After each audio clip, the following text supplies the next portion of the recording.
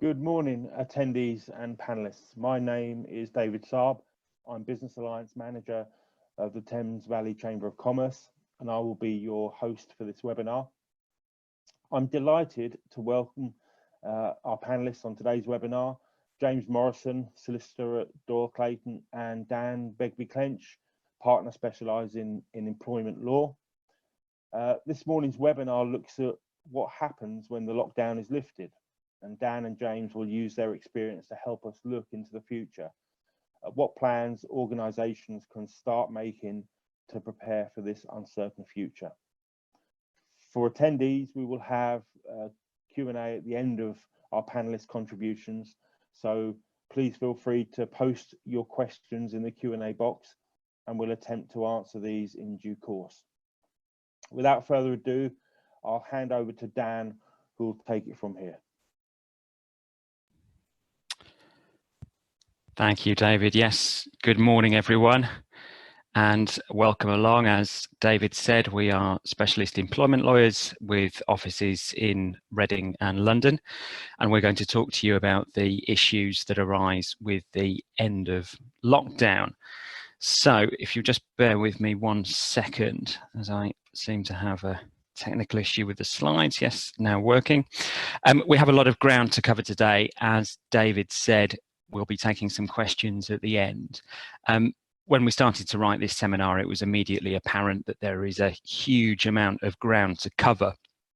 We're not going to pretend that we can give you all of the answers today, but this seminar is intended as a prompt for your internal planning and consideration and discussions, and it will be a mixture of practical employment law and also some tips and guidance for what you need to consider when returning your employees to the workplace.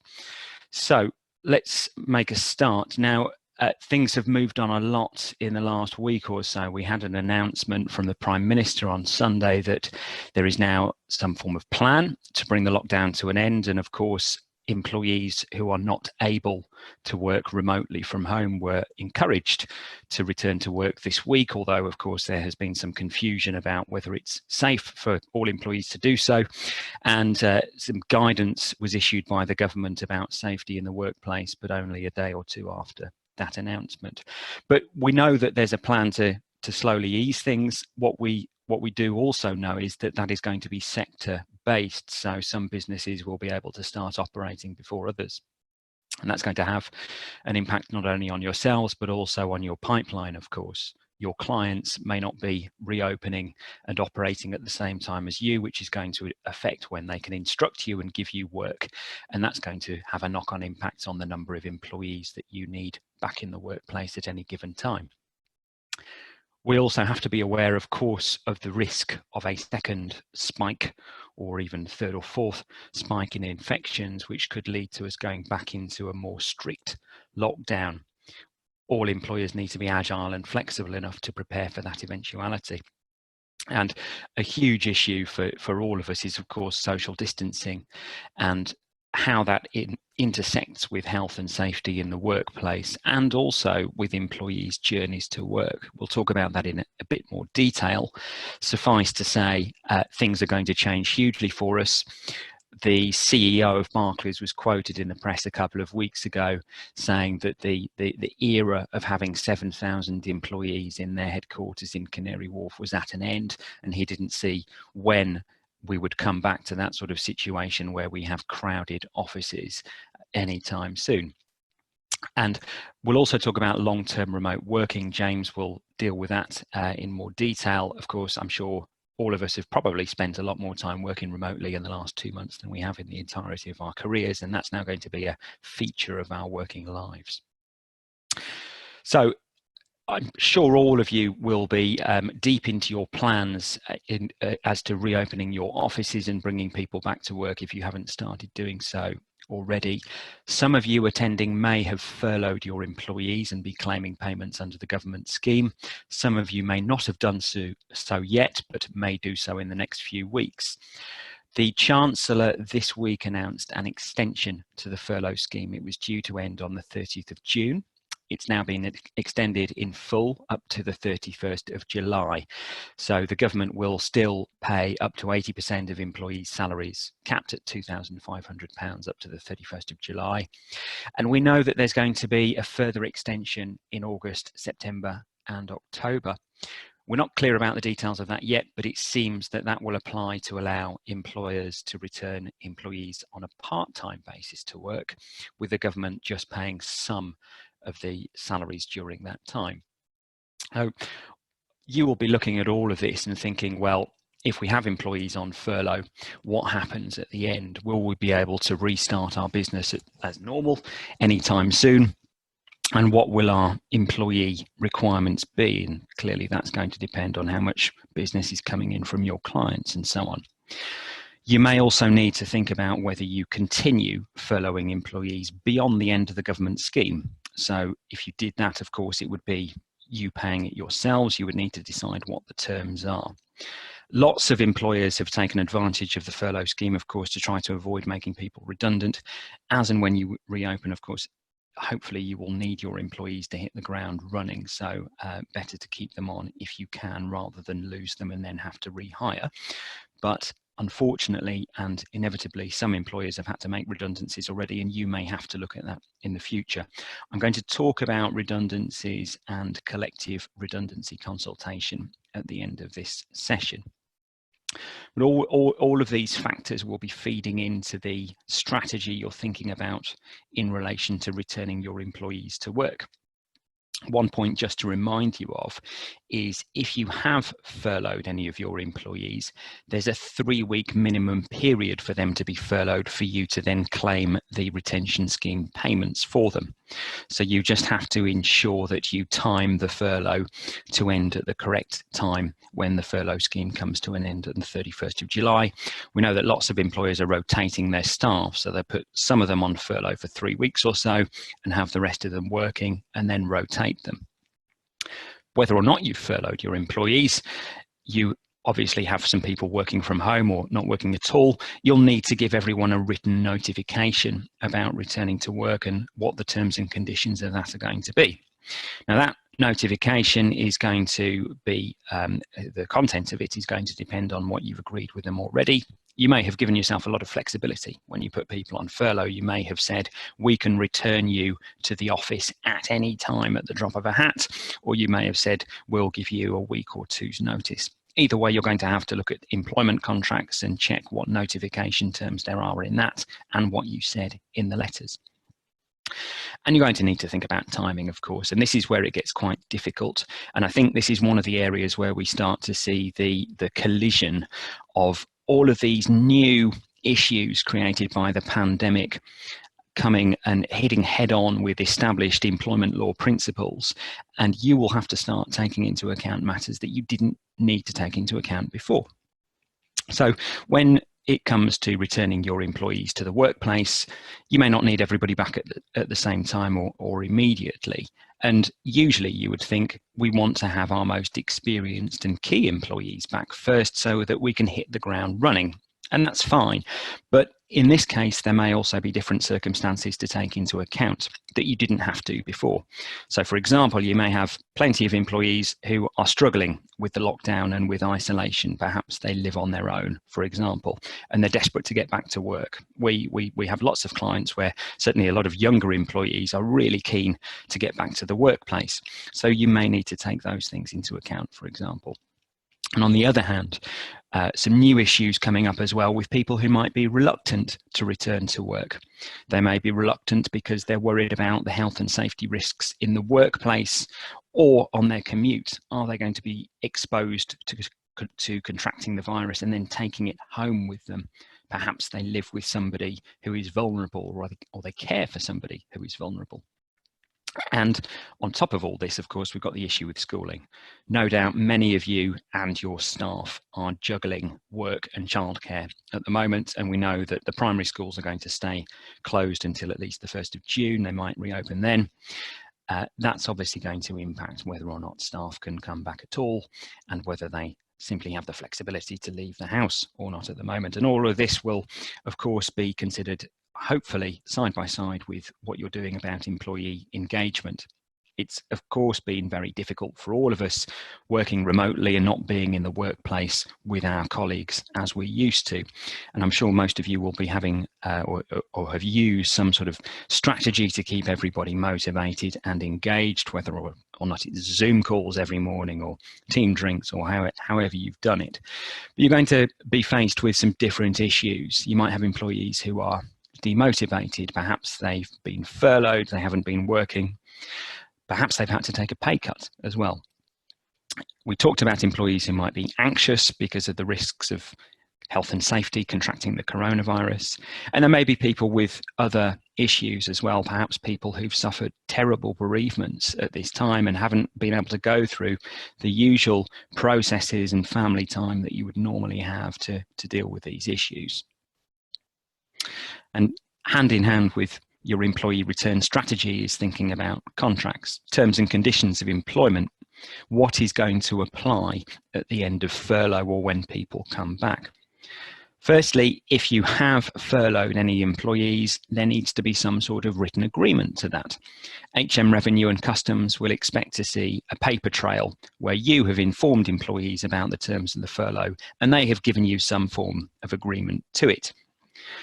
You either decide that you're going to bring the furlough to an end when the government payments end, or as I said earlier, you might want to extend it, but that would be under your own steam, and you'll need to think about what the terms of that would be and justify it. You may have also had to consider other changes in employees' terms and conditions. Lots of employers have imposed reduced hours with a consequent reduction in pay. Some employers have just imposed pay cuts across the board or got people to defer bonuses and so on. If you haven't had to do that already, then these may be things that you need to think about in the future. The starting point is, do these measures need to continue and for how long? If you've done it already, what terms did you put in place? Did you tell employees that once the offices reopen, their pay will come back up to the usual level?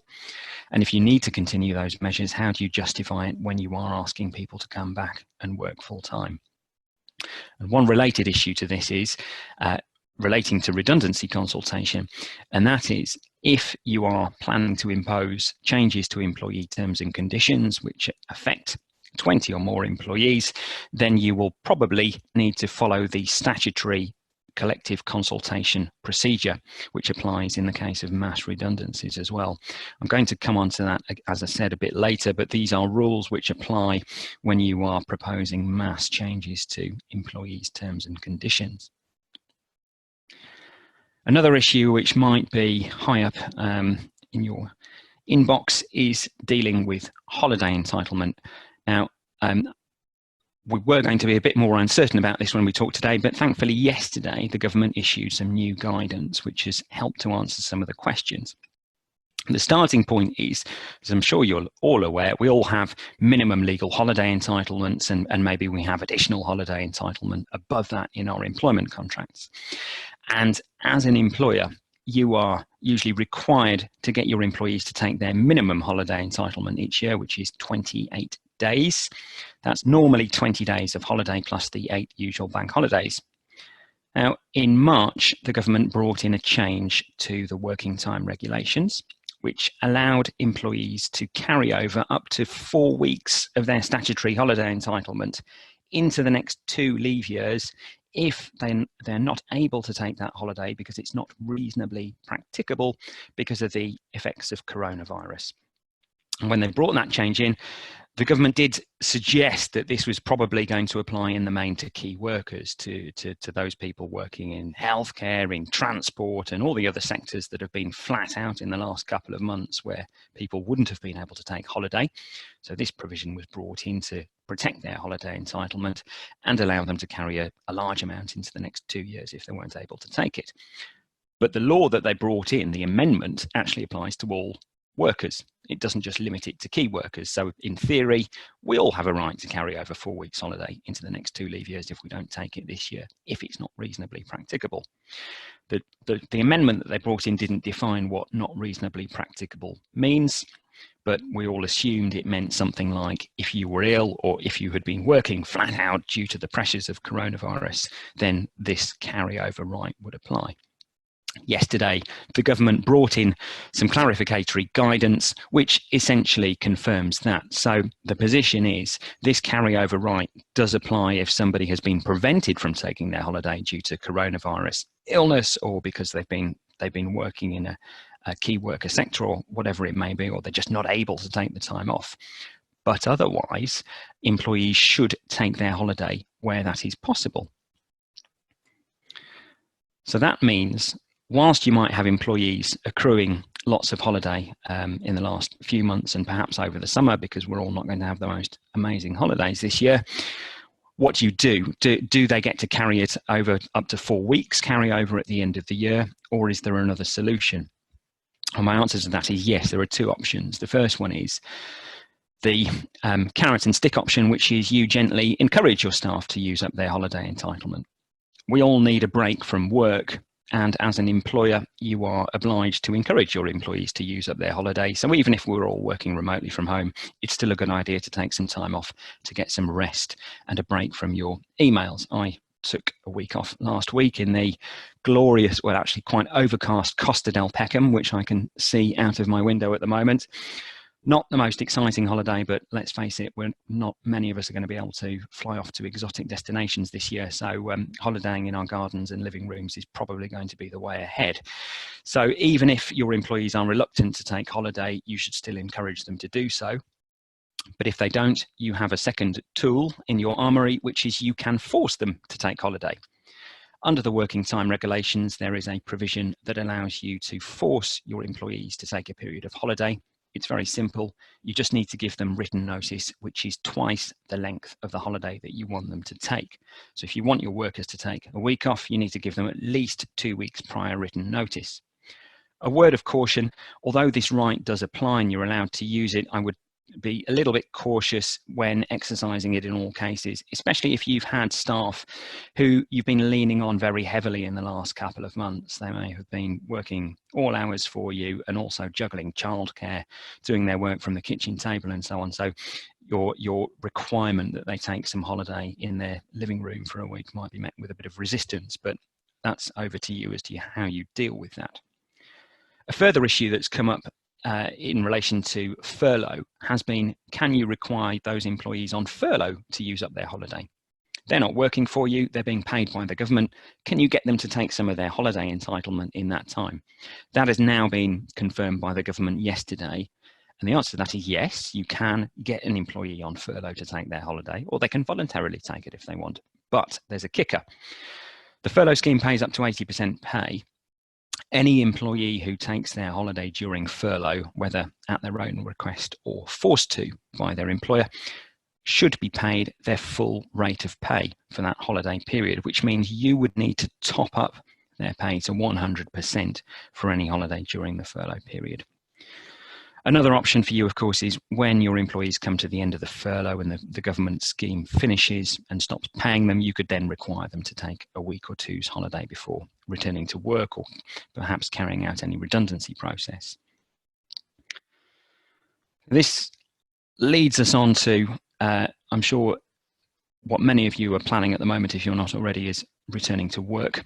And two very big questions for all of us. Can all of us return to work at all? And secondly, how on earth do we do it with social distancing? The starting point here is that you all, as employers, have a legal duty under the Health and Safety at Work Act to provide a workplace which is healthy, safe, and free of risk as far as possible. And that is your duty not only in the workplace, but potentially it also covers employees' journeys to and from the workplace.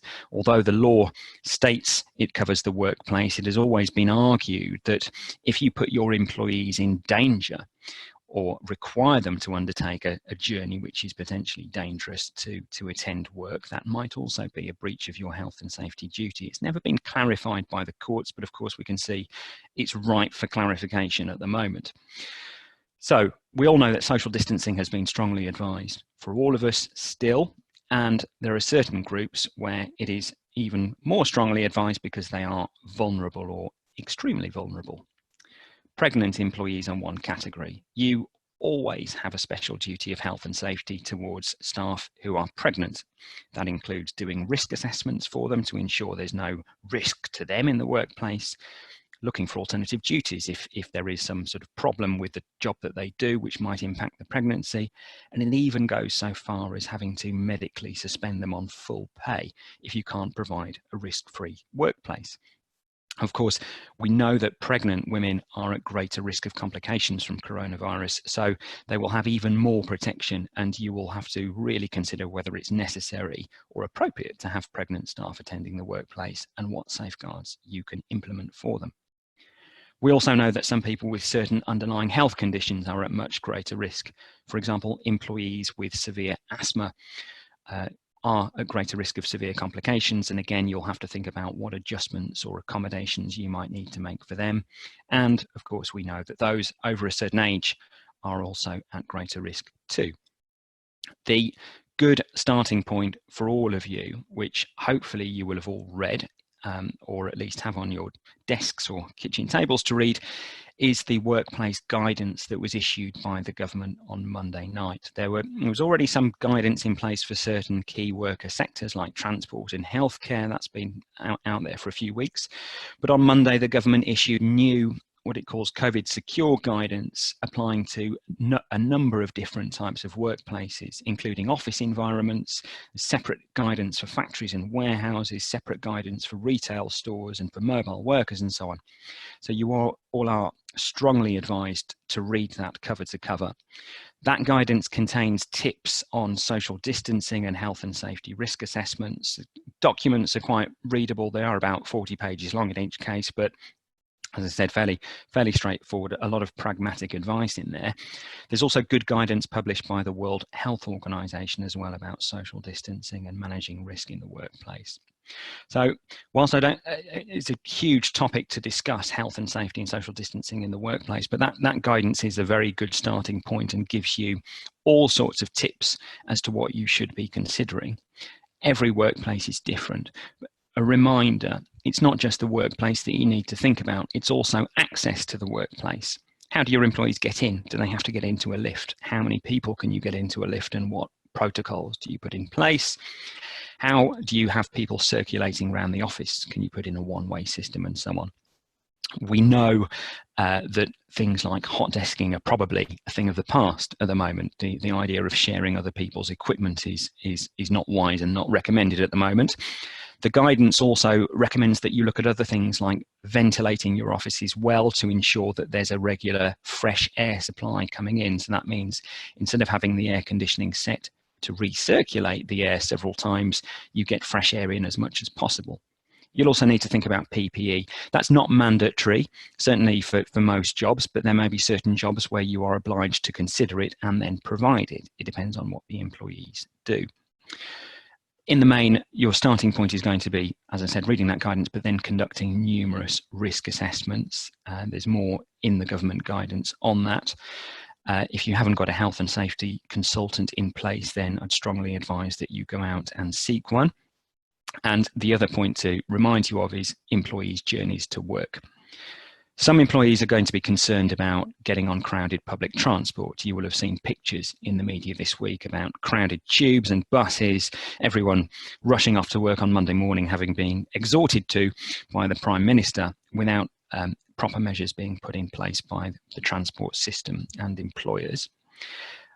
Of course, a starting point for you might be to think about how people get in and whether people can come in under their own steam. If they can walk or cycle in or drive in, then obviously that's much safer, and perhaps they are better candidates to start attending work before other people.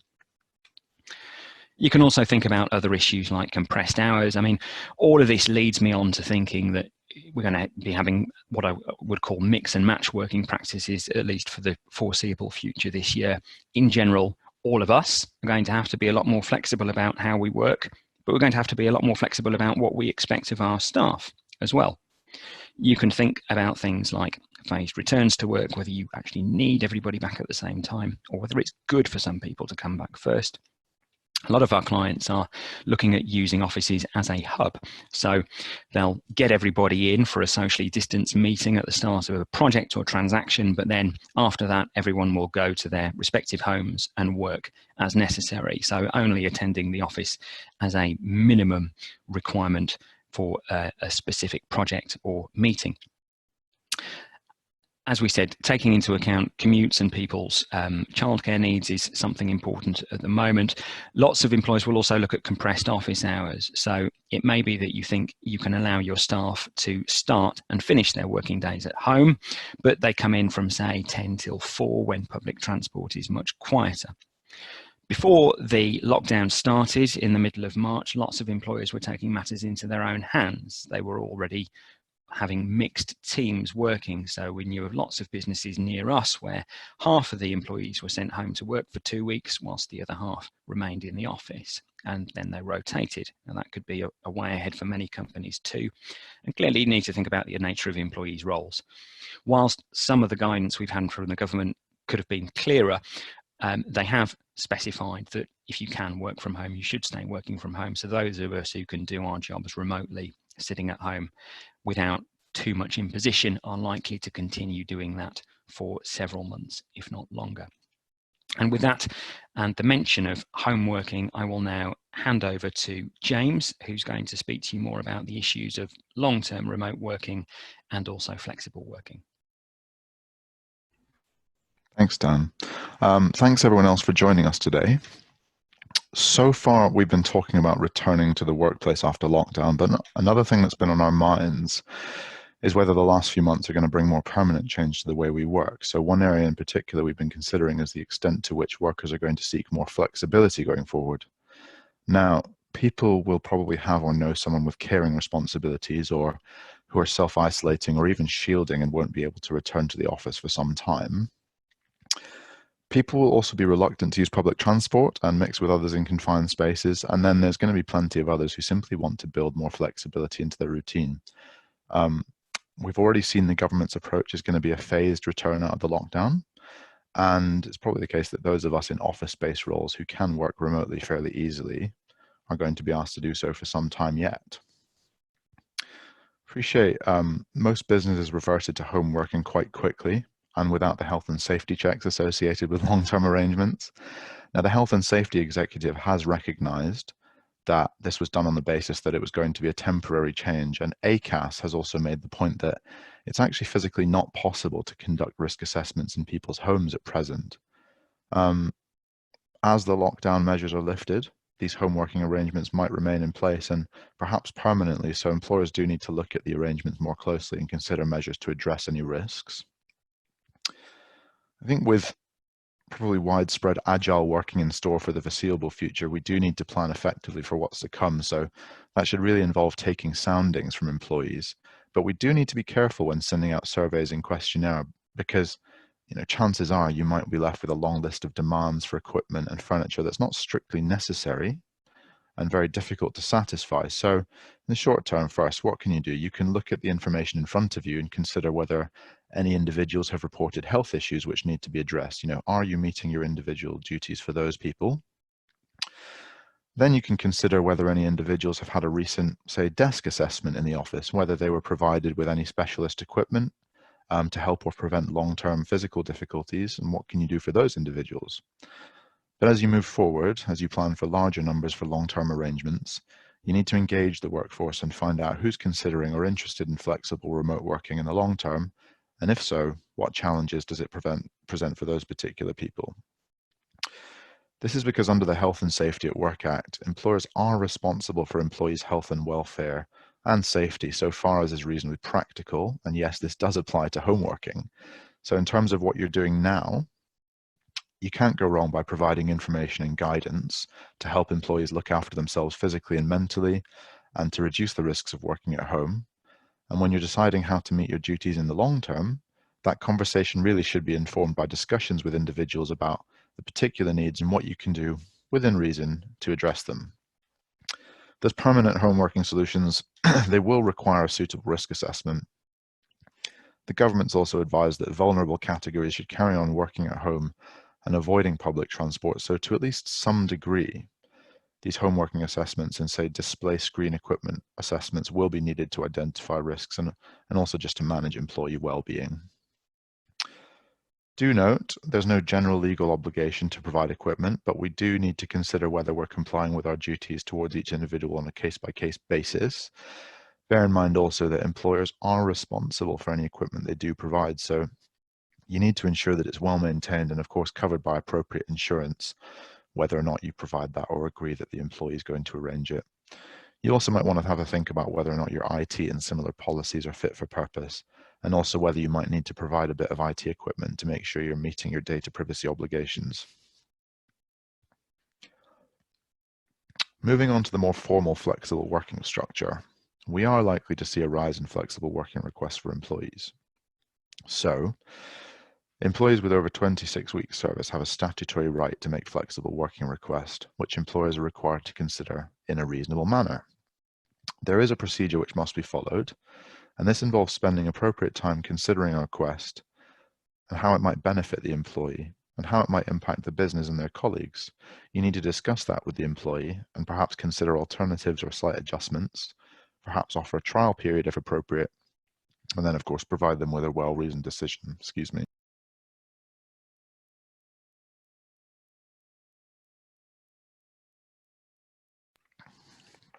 Of course, if you turn down their request, then they will have a right of appeal, which you need to respect too. So as is often the case, there are pitfalls at every turn here.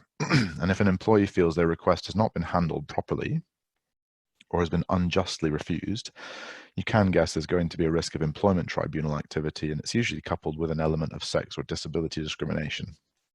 We are trying to mitigate that risk, so it's important for employers to ensure that the relevant managers and HR staff are broadly familiar with the process and that managers know exactly who to escalate these requests to as soon as they come in.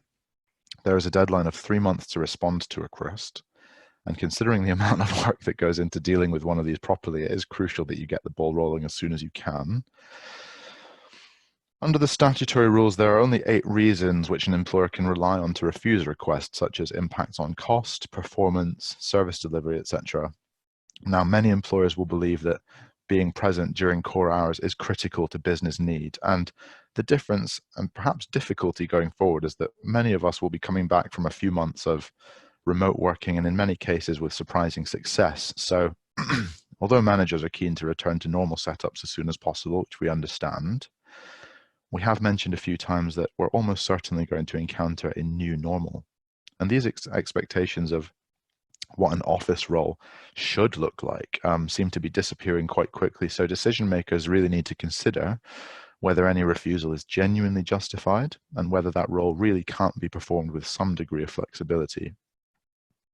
Do remember also that if a request is accepted, it will be a permanent change unless otherwise agreed. So that change should be reflected in a formal letter or ideally an updated contract. I think it's also worth noting finally that the statutory right to make one request every 12 months enables you to be vigilant to those repeat requesters, but you do bear in mind that that restriction doesn't prevent you from, discussing flexible arrangements informally if that statutory process has been exhausted.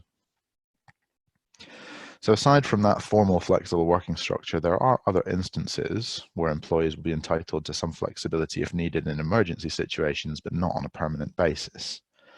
Now, employees have a right to take reasonable time off to care for dependents in emergency or unexpected situations. That might include, say, where a relative has fallen ill or a close relative's caring arrangements have fallen through. So in terms of what's reasonable, 1 to 2 days tends to be the typical standard. It really depends, and you'll have to use your discretion here because there's going to be a range of circumstances cropping up for the foreseeable future. You've also got parental leave, which is slightly different. Now, that's not aimed at emergency situations, but rather child welfare. So parents may want to spend more time with their kids or take time off to visit prospective schools or even help their children settle into childcare arrangements. And I'm not going to say too much about this. I just wanted to get it on the radar. But just be aware there's an entitlement of a total of 18 weeks unpaid leave for each child, and that's up to their 18th birthday. It's limited to 4 weeks per year per child, and it needs to be taken in blocks of 1 week unless it's otherwise agreed, or of course, unless your child has a disability, in which case you've got much more flexibility there. I'm actually going to leave flexible working right now and spend a bit of time on data protection, which is heavily in focus as we're considering, how best to mitigate health risks when returning to work. So we know collecting health data is always going to carry health risks and might also distress employees who are feeling the effects of a good few months under lockdown. A data protection impact assessment should always underpin any measures being used to fight COVID-19, as that will ensure that any processing of health data, which carries obvious heightened data risks, is proportionate to meet your legitimate aims. And these impact assessments should also involve mapping out your flows of information and ideally keeping workers informed about how their sensitive data is going to be used. We would always advise you to try to bring your employees on that journey with you, because you're much more likely to achieve consensus and understanding if any invasive measures are being planned, in the open with their discussion rather than entirely behind closed doors. People have asked whether or not their consent is needed to process health data. Now, you'll know that we've moved away from consent for ordinary personal data. That's because consent has to be freely given, which is always tricky in the employment context, and it can be withdrawn at any time. So we'll usually rely on other lawful bases for processing data, such as, the legitimate interest exception under the GDPR. Of course, that should already have been communicated via privacy policies and notices, and if it hasn't, then staff should be informed as soon as possible about the way the data might be processed and, of course, your legal basis for doing so. The case is slightly different when collecting and processing sensitive health data, as it's special category data, the GDPR. There really are limited situations where it can be used without consent, and there really does need to be some other quite compelling reason to do so. Now, the ICO has recently published guidance in this area, and it is a very fast-moving area at the moment. So for the time being, we recommend explicit consent should be sought when considering comparatively invasive measures which involve collecting quite sensitive health information. I'll also briefly mention that you should probably think about what happens if someone refuses or withdraws their consent. So will they be treated differently, and if so, how? Will you send them home? Will you continue to pay them? Questions such as these. They're very sensitive issues. They can snowball very quickly, so it's really best to stop and consider your approach at the outset. Now, in practice, you'll see that also assessing the approach helps to identify ways of reducing the risk, but it also gives you the opportunity to consider whether any step is actually going to be of benefit to you. So that will ideally inform your conversation on whether any given measure is necessary and proportionate as is required.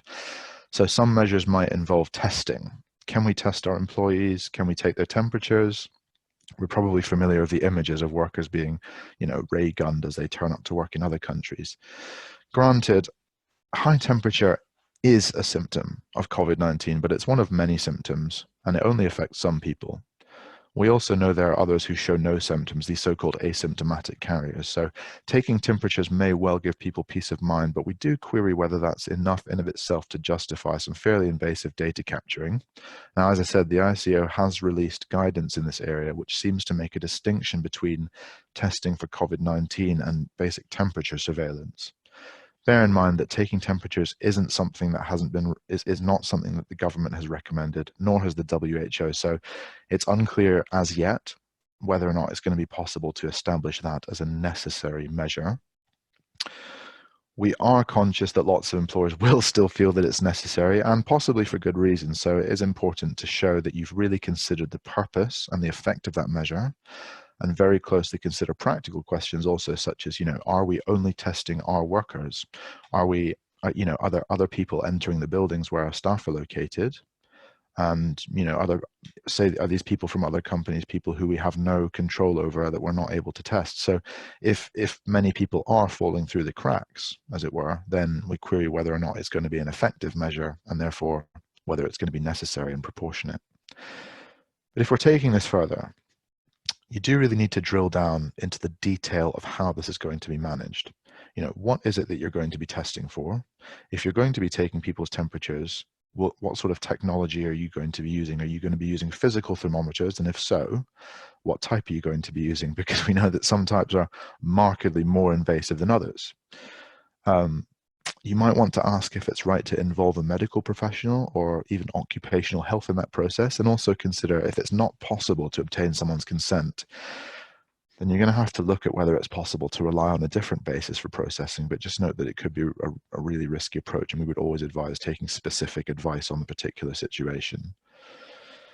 In all cases in this area, you need to think about how much detail you actually need. So you might not need to note down people's specific temperatures, but simply a tick or a cross of whether or not they meet the criteria for being turned away. You probably don't need to retain that data for particularly long, but you do have to have shown that you've considered where that data is going to be kept, for how long, who can access it, and how it's going to be secure before you actually go and embark upon that measure. You're also going to need to think about who needs to know about positive results. So are you going to be telling colleagues that someone has presented symptoms? This is probably allowed, but you need to know that that data should be kept anonymous wherever possible, and identity should only be disclosed where it's absolutely strictly necessary to do so. Beyond symptom checking, tests are going to become more widely available, so some of you might be starting to think about requiring workers to take a COVID-19 test or even an antibody check. I think cheek swabs are commonplace at the moment, but if we're moving into that blood test territory for our antibody checks, then we're entering access to medical records territory, which has its own consent and procedural challenges to think about too. And on a related note, you'll know the NHS is developing an app to enable symptom reporting and contact tracing. Effectively, it tells users to self-isolate if they've been near someone who's reported their own symptoms. Now, appreciate that could well give employers an alternative way of safeguarding their workers, but again, there are some important questions which need to be addressed first. So how can you use this? Do our workers have work-issued phones onto which they can download it? Do you operate a bring your own device, and are you going to be asking people to have it on their own phones? Do you even know whether all of your workers own a smartphone which can host the app?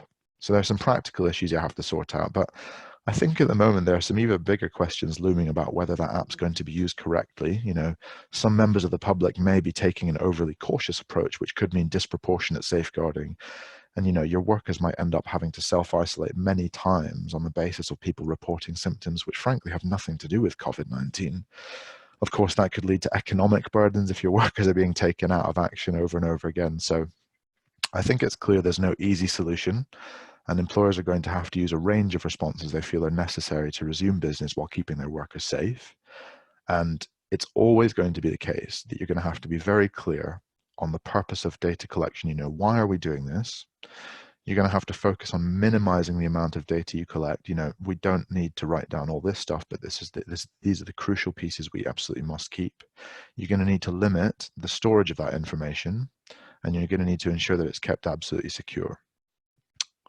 Just a final note that the ICO did mention it's going to take a lighter approach. Obviously, organizations are facing all sorts of logistical and financial difficulties at the moment. We shouldn't take that to mean that data protection rules don't exist or they've gone out the window for the time being. Employers need to be alive to regulatory risk, also the risk of claim from employees, which inevitably are going to spike in the coming months. Now, Dan is going to talk about that a bit later, but I think now he's going to come on to redundancies, which we can all agree is another cheery topic on the horizon. Thanks, James. Yes, I'm going to speak for about 10 more minutes, and I'm just reminded to tell you that if you do have any questions, we'll take them at the end, and there is a question and answer functionality on Zoom, so please do send across any questions and we'll do our best to deal with them at the end. So moving on to collective consultation and redundancies. As I said, some of you may have had to unfortunately consider redundancies already, or may have to do so in the coming months. Now, I'm going to assume a little bit of knowledge on your part. So if I say that when you're contemplating less than 20 redundancies, then you'll know that there's a slightly more flexible process. You have to have a fair process and objective selection and so on, but you have a bit more flexibility in terms of timescale and how you manage it. But things change when you are contemplating 20 or more redundancies. That is because that automatically engages the statutory collective consultation rules, which are very formal. And these rules, as I mentioned at the beginning, not only apply to redundancies, but also apply when you are proposing mass changes to employees' contracts. So if you are planning pay cuts for more than 20 employees, these rules also apply because there is a risk of dismissal at the end where an employee might object to you implementing the pay cut. So there are a number of situations where you might envisage having to comply with these rules over the next few weeks, and they are very strict. I'm not going to go into the full detail of all of them, but a brief summary is the law requires you to inform and consult with elected representatives of employees. Now, you may already have some sort of works council or staff forum or something in place which has a mandate for collective consultation. If you don't, the law sets out a formal process to follow to elect representatives, and it takes time. It can take at least a week, perhaps even longer. And at the moment, of course, you're going to have lots of difficulties as to how you do those elections with people not being in the workplace. Only when you have your elected representatives in place can you then start your consultation process. And under the collective consultation rules, that is for a minimum of 30 days if it is 20 to 99 redundancies or dismissals planned, or 45 days if it is 100 or more proposed dismissals. And employers were facing a cliff edge this weekend because on the 17th of May, you would hit the 45-day countdown to having your collective consultation process complete at the time when the furlough scheme was due to come to an end on the 30th of June. Now that cliff edge has been delayed to the middle of June because the furlough scheme has been extended to the end of July. You will appreciate here, you will need a lot of time to go through these processes properly. On top of that, you must also send an HR1 notification form to the government to inform it that you're planning redundancies and the basic reasons why. And note, there is a criminal sanction for not sending that form in. So your board of directors can, in theory, be subject to a criminal penalty for not completing and sending off that form. Now, this is brought into sharp focus at the moment because, as I said, many employers are going to have difficulties complying with all of these requirements during a shutdown. You've got employees all over the place, at home, not in the workplace. How do you do the elections? Can you even do the proper consultation? Do you even have time? Your business may be faced with pressing timescale, a pressing need to cut costs, so you don't have 30 or 45 days to go through all of this collective consultation. So what do you do? Well, there's a great risk to you because the penalty for failure is high. You are at risk of an award of 90 days full pay from an employment tribunal in respect of each affected employee who is not properly collectively consulted with. So it's a huge financial risk if you don't comply. What can you do?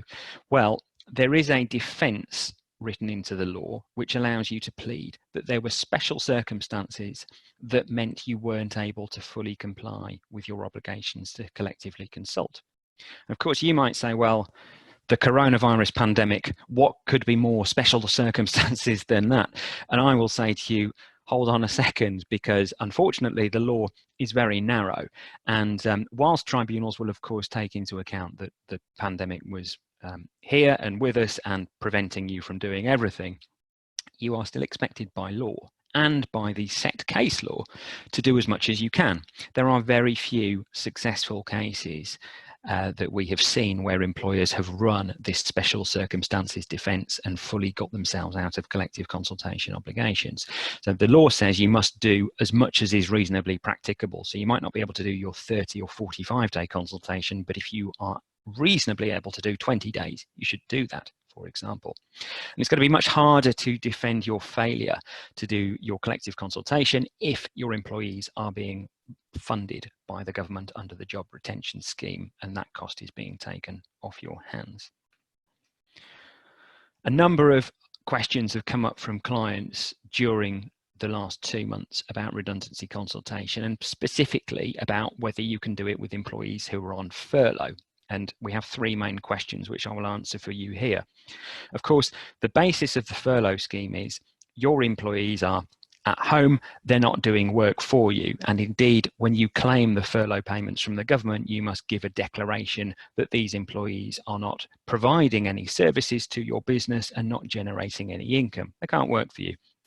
So the first question which has come up is, can you actually consult with them about redundancies when they're on furlough, since they're not able to provide any services to you?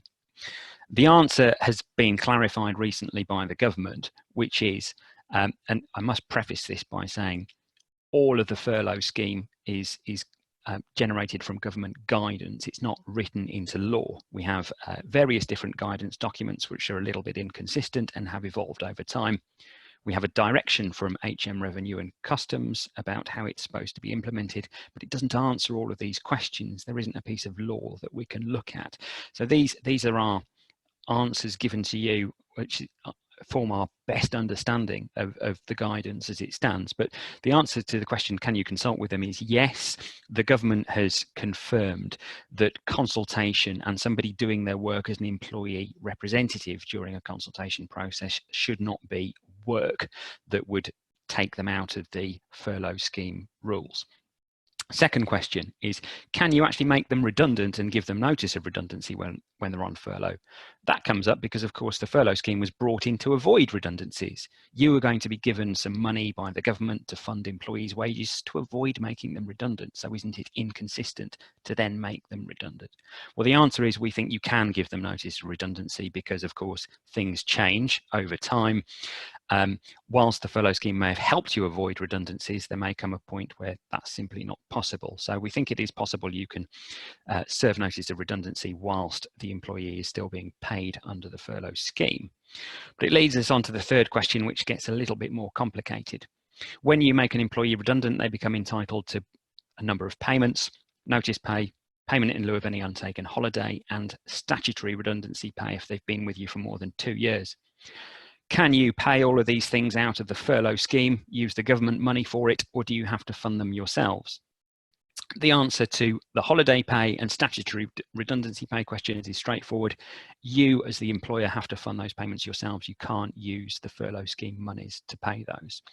With notice pay, you would expect there to be a very simple answer. I'm sorry, it's employment law. There isn't a simple answer. It's quite complicated. Starting point is, in some cases, you can use the government money, and in some cases, you're going to need to pay something yourself. It's all going to depend on the length of the employee's notice period. So there is a provision in the Employment Rights Act, section 89, I believe it is, which is that if an employee has statutory minimum notice, which is 1 week's notice per year of employment, then they are entitled to be paid their full rate of pay if notice is given at a time when they're sick or they are not being given work. So if somebody is on statutory minimum notice, let's say they have 5 years service and the notice period is 5 weeks, you would have to pay them 100% pay for that notice period, which means you can use some of the furlough scheme, but you then have to top up the extra 20% that's not paid by the government. If, on the other hand, the notice period is at least 1 week longer than statutory minimum notice. So if I take my example of, again, you've got your employee who's been with you 5 years, the statutory minimum notice is 5 weeks, but actually their contract says they're on 3 months notice. That's at least a week longer than statutory notice. The position we think is then you only need to pay them the 80% during the notice period. This brings us on to our final slide. Sorry to end on a rather depressing note, but I thought I should highlight some things that may come across your desk in the coming months. There are a number of claims that employees might allege in these situations that you need to be aware of, and that your managers should be aware of when they're dealing with their staff as well, and should know to escalate to you. I've grouped them into roughly 3 separate categories to denote the different types of situations. First one is unlawful deductions from wages. You may have imposed pay cuts across the board, 20 or 30%, for example. If you don't have employees express agreement to that pay cut, there's a chance they can come back and claim unlawful deductions from wages to recover what you haven't paid them. The same with furlough. You're paying, or you're claiming 80% of their pay through the government, but if you don't have the employee's written agreement to it, there's a chance they can come back and claim the 20% through a deductions claim. The second category is what happens in redundancy situations. If you dismiss somebody who's been with you for more than 2 years, they might have an unfair dismissal claim. Alternatively, they might have a discrimination claim if they claim there's an unfair or discriminatory selection process and you've targeted them over somebody else in the same job. We also talked about this protective award claim, which is the 90-day pay award if you don't properly collectively consult with employees. And the third subset is probably the most worrying, and you'll have started to read some articles about this in the press this week, especially after the government encouraged people to return to work. These are all claims which might come up where somebody complains about the working environment and you not doing enough as an employer to protect them, to ensure health and safety in the workplace. So the starting point might be an employee might say, well, I don't think you're doing enough to enforce social distancing. I'm working shoulder to shoulder with my colleagues and coming into contact with a lot of other people. It's very dangerous, and I live with somebody vulnerable. I think you are breaching trust and confidence, and it is a constructive dismissal situation because you're not keeping your side of the employment bargain. They may, if they have a disability, allege that you need to make reasonable adjustments for them. So somebody with severe asthma, for example, is potentially disabled under the law, and you might need to make extra accommodations or adjustments for them to ensure that they face no obstacle at work as a result of their disability. There is also the potential of health and safety type claims. Now, again, the scenario here might be that somebody says to you, you're not doing enough to enforce social distancing and it is putting me in danger. They have specific protection in the Employment Rights Act if they suffer any detriment or if they are dismissed as a result of them raising those concerns. So there are two broad ways in which an employee may engage that protection. If they raise concerns with you about circumstances which they think in their reasonable belief are harmful or potentially harmful about the workplace, that's one way of them having their protection. Or if they have a reasonable belief that there is a serious and imminent danger in the workplace and they then leave the workplace or refuse to return to work, they may also have that protection too. Now, in both cases, they must have a reasonable belief, so they can't be oversensitive, but their reasonable belief will be assessed in the circumstances about the measures that you're putting in place and so on. But if you, for example, have an employee who says, I'm now walking out of the workplace because you're not enforcing social distancing, you're putting me in danger, I'm worried about contracting the virus and taking it home with me, I'm not coming back until these matters are resolved. You might disagree, you might think they are overreacting. If you then subject them to a detriment, that might be you give them a written warning for unauthorized absence, you dock their pay, for example. They might be able to engage that protection and bring that claim about a detriment. And if they keep refusing to attend work, of course, you might take it to the logical endpoint, which is you dismiss them for disobeying a reasonable instruction to attend work. They can then sue you under this health and safety protection, and they don't need the 2 years service to bring that claim. So the good advice here would be, if somebody does raise these concerns, firstly look at them, ensure that managers are aware of these risks and they escalate them to you. You may need to conduct a risk assessment to verify if what they're saying is reasonable or not. You may also need to get some medical advice about the employee if they're raising particular concerns about their health or other related circumstances. And I've mentioned whistleblowing at the end. That is also a claim which I'm sure you'll be familiar with, but is brought on the same sort of basis. An employee raises a concern about a breach or likely breach of health and safety. And if they give you specific information, that might be a whistleblowing disclosure, they are then protected from suffering detriment and dismissal as a result. So, in the government's words, stay alert for these things. It is important that you're aware of how these matters can arise and that managers are aware and escalate things to you and don't act without discussing these things with HR and legal first. That brings us to the end of the session. Really want to thank you all for attending and paying attention to us.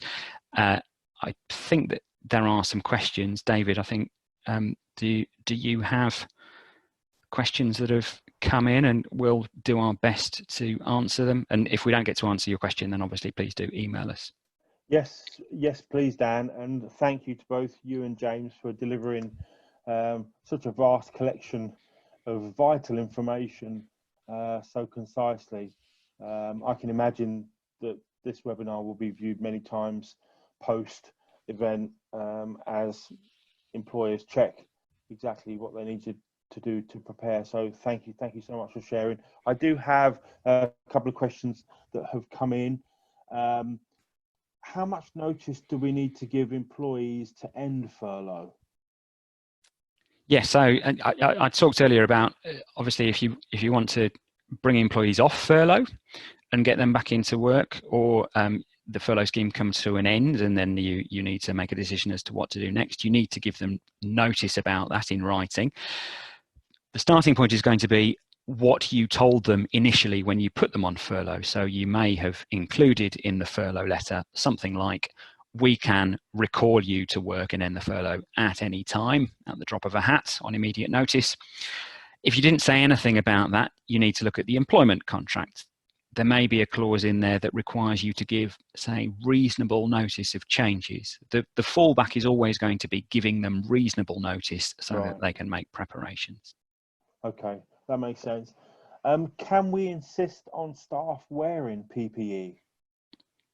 Yeah, that's a good question. It's going to very much depend on the nature of the employee's role and your business and what your reasons are.